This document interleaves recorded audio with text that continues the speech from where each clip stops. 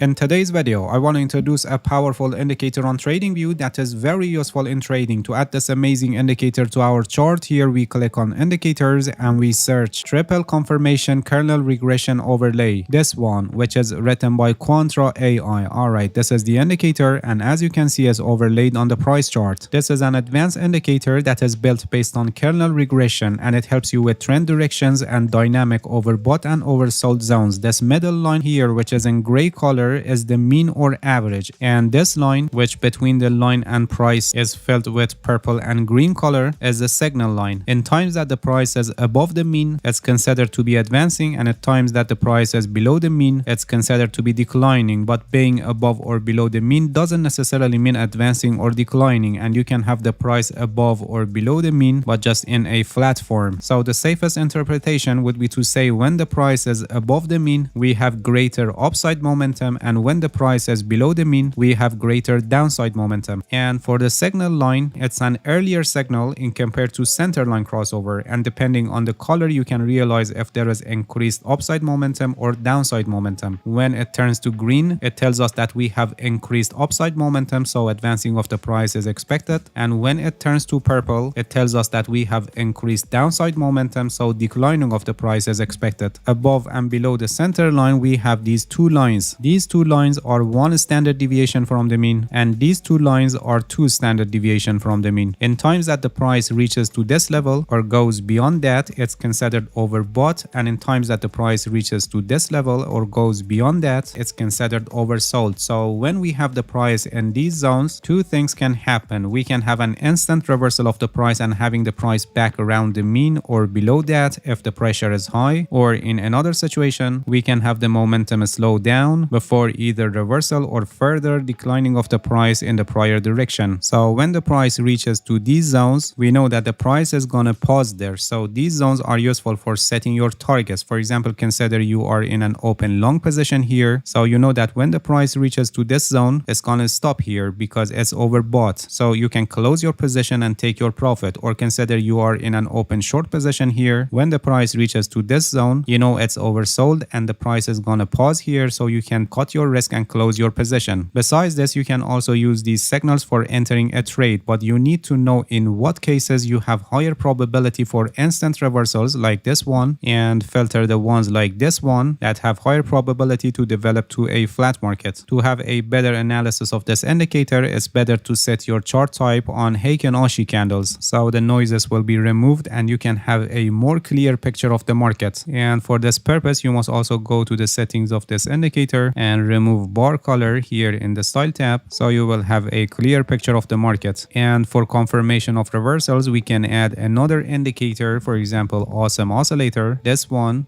And by the help of this indicator in conjunction with Heikin-Ashi candles, we will be able to take the signals that have higher probability of reversal. When the price reaches to overbought zone, in this situation the awesome oscillator is usually green, and we wait until it turns to red, and when it turns to red here, the closing candle should be red. It should not be a doji, and the candle should have body, because if it's a doji, it shows indecision in the market and we have higher probability for flat market. When we have all these conditions, we have high probability for the price to reverse back to its mean or below the mean if the pressure is high. And on the other hand, when the price reaches to this zone, we go to awesome oscillator and we wait until it turns to green. In this situation, the closed candle should be green and it should not be a doji. In this case, you can see that it's a doji. We have consecutive dojis, and this shows indecision and possibility of having flat market. This was just one way of picking the probable signals for reversal, and another way could be having RSI on our chart, this one, relative strength index, and mix the overbought and oversold readings of this indicator with RSI divergence. For example, here you can see that RSI is showing bearish divergence, and this signal mixed with this signal, which is showing overbought zone, it gives us the possibility of reversal. But for example, here we don't have any divergence signal from RSI. This was just another example of how you can use this overbought and oversold signals in practice, and there is no limitation on how you can use this indicator, and you you can use it in conjunction with